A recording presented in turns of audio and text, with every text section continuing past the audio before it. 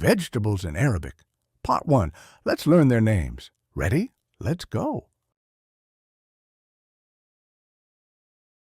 طماطم.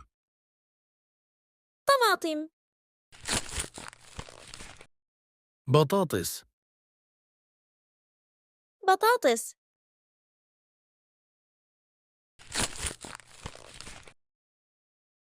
جزر. جزر.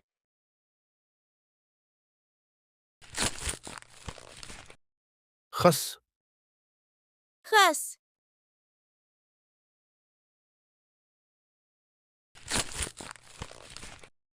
فلفل.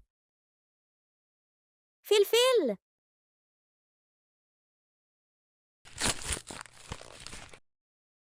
خيار. خيار. Thanks for watching. Watch for Arabic videos by qualified teachers. Test your understanding with the free online quiz, link in the description. Watch more vocab videos with attached exercises for free. Until next time, take care and keep learning.